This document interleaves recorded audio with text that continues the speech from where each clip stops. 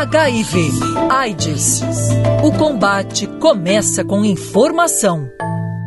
Data importantíssima. Hoje, Dia Mundial de Combate à AIDS, data estabelecida pela Organização Mundial da Saúde, que desde a década de 80 é lembrada aqui no Brasil também. Para falar um pouco sobre a importância dessa data, sobre avanços no tratamento, a gente tem um convidado especial hoje no Expresso Band News. Olhar Clínico, com o Dr. Álvaro Furtado.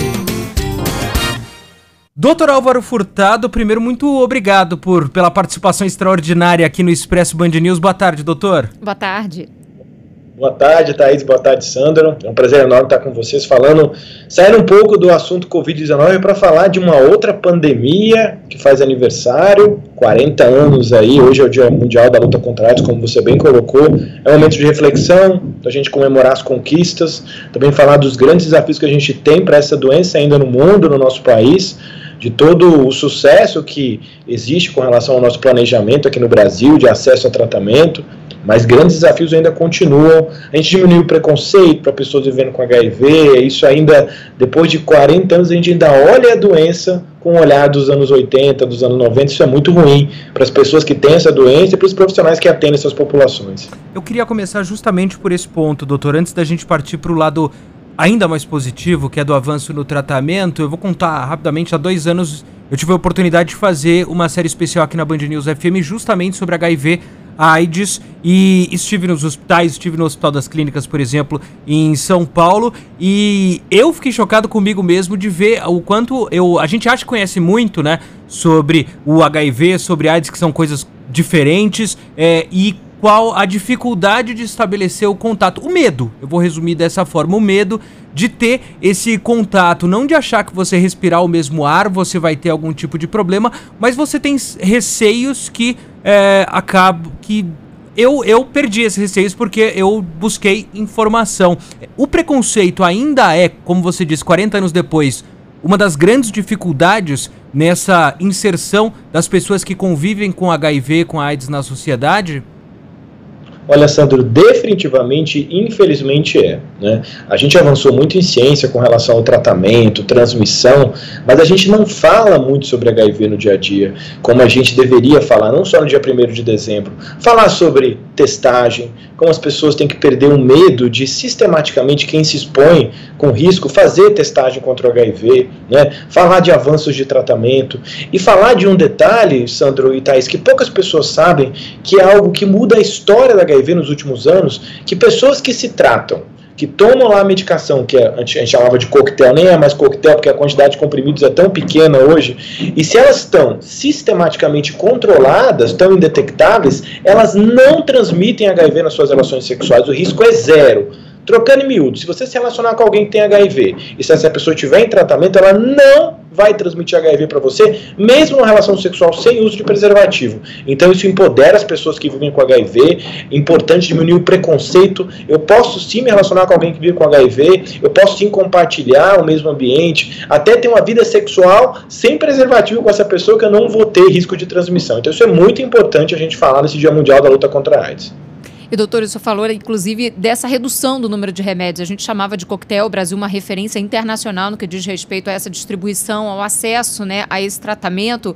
E, principalmente, agora já registramos, essa semana, um avanço importante com um comprimido apenas para as pessoas fazerem esse tratamento, já possibilitando pessoas com mais de 40 quilos, né, a partir de 12 anos. Queria que o senhor falasse também desse avanço das pesquisas, do avanço dos tratamentos para essas pessoas conviverem, né, com o HIV. Olha, Thaís, é muito importante a gente falar de avanço, porque fazem no dia a dia as pessoas perderem um pouco o medo de se testar, né? Porque se você descobre hoje que você tem HIV no Brasil, você vai tomar uma combinação de remédios com uma pouca quantidade de comprimidos, com quase nenhum evento adverso grave, nem a curto prazo, e poucos eventos a longo prazo. E o Brasil já tem incorporado uma pílula única já há muito tempo atrás, e agora, recentemente, foi submetido aí, a Anvisa aprovou a coformulação aí de 3 remédios num comprimido só, né? Na verdade são 2 comprimidos de uma medicação chamada lamivudina e de uma outra chamada dolutegravir. Então, hoje, é muito mais fácil tratar o HIV, né? O HIV é uma doença crônica, o paciente vem a cada 6 meses fazer consulta com a gente e tem uma vida completamente normal. As mulheres podem engravidar, os sonhos, os desejos, a vida não para por você ter HIV. Eu posso sim ter um relacionamento soro diferente com alguém que tem HIV e não pegar HIV. Então é importante a gente falar isso. A população não conhece esses detalhes sobre a doença e é por isso que cada vez, infelizmente, hoje, depois de 40 anos, a gente ainda tem um olhar de estigma, de preconceito para essas pessoas, né? Doutor, ainda falando sobre medicamento, para quem trabalha, o senhor trabalha com isso, já é de longa data conhecido, é oferecido no SUS, mas para muita gente é um assunto completamente desconhecido, os medicamentos pré-exposição e pós-exposição. E aí queria que você explicasse para o nosso ouvinte como é que funciona, para quem teve, a gente brinca aqui de vez em quando, né? O pós-pandemia, a gente viu em Londres, o pessoal saiu afoito às ruas, para quem tem um relacionamento inseguro, ou seja, transou com alguém que não conhece sem camisinha. O que deve ser feito, como é que funcionam esses medicamentos? Sandra, essa é uma grande pergunta de saúde e orientação de saúde pública, porque no começo da pandemia, nos anos 80 e nos anos 90, a gente se baseava em prevenção basicamente com o uso de preservativo. Hoje, em 2021, eu tenho no SUS, acho que é todo mundo prestar muita atenção, uma medicação que, se você tomar todos os dias antes da exposição, é a chamada PrEP, profilaxia pré-exposição. O risco dessa pessoa que toma essa medicação adquirir o vírus, ela diminui em 95%. Olha só, é praticamente uma estratégia definitiva na prevenção. Então, profilaxia pré-exposição. E o mais fantástico ainda, isso está disponível no Sistema Único de Saúde, né, para as pessoas vulneráveis. Então, você tem que olhar a sua vida sexual e avaliar o quanto você está sendo vulnerável se expondo. Então, tem essa medicação, que é antes da exposição, mas também tem disponível uma medicação pós-exposição.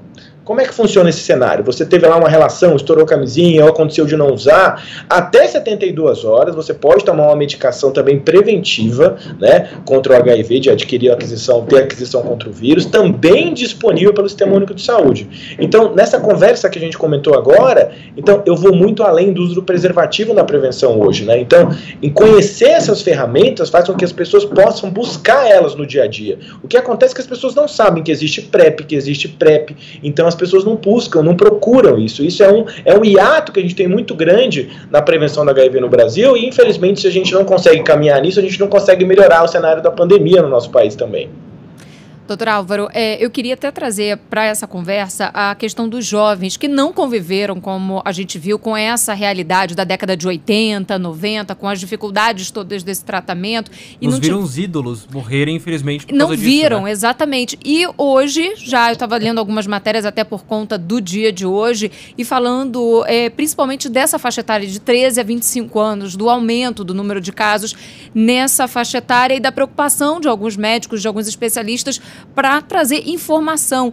Nesse momento, o debate na escola, o debate em casa, a orientação do próprio profissional que atende esses jovens é fundamental, né? E, aliás, é fundamental também, a gente estava falando sobre o sexo sem camisinha, mas levar em consideração que outras doenças também estão em jogo, né? Não só a AIDS, mas também outros riscos, né, que envolvem o sexo sem a camisinha, né? Olha, esse também é um assunto que a gente tem que falar, né? Infelizmente ainda é tabu falar de sexo, né? É tabu falar de vida sexual, de começar a inserir esses assuntos nas escolas, falar sobre prevenção, falar de uso de preservativo também é importante, para que essa juventude aí conheça também outros mecanismos de prevenção contra o HIV. Então a gente peca muito nesse cenário de não conseguir falar com os jovens, com os adolescentes, sobre vida sexual, sobre prevenção, sobre o HIV, né? Então isso gera, de novo, uma lacuna de conhecimento para essa geração que não consegue entender muito bem a questão de todo o painel de prevenção que está disponível hoje no Brasil, né? A gente aumenta, essa população é mais vulnerável, o jovem é mais vulnerável, ele se expõe mais, ele muitas vezes vezes não usa preservativo de uma forma adequada, mais até do que outras faixas etárias. Então, inserir a educação sexual, falar isso nas escolas, a gente sente muita resistência, propriamente dentro das famílias, os pais conversarem com os filhos a respeito disso. Então, a gente vê uma geração que acaba aprendendo fora de casa, e às vezes aprende mais tardiamente, às vezes até depois de se infectar pelo HIV. Então, a gente lamenta muito, tem que falar de vida sexual, tem que conversar com essa geração para explicar tudo sobre HIV, sobre as outras ISTs, sobre prevenção, sobre as inovações que a gente tem no Brasil disponíveis pelo SUS. Vou reforçar o que a gente começou com esse selo, esta vinheta, combate começa com informação. Doutor Álvaro, muito obrigado por essa participação especial, principalmente para falar desse tema tão importante, uma outra pandemia, como o senhor disse, que a gente vive. Doutor Álvaro, obrigado e até sexta-feira no Band News Station. Tchau, tchau. Tchau, gente. Obrigado.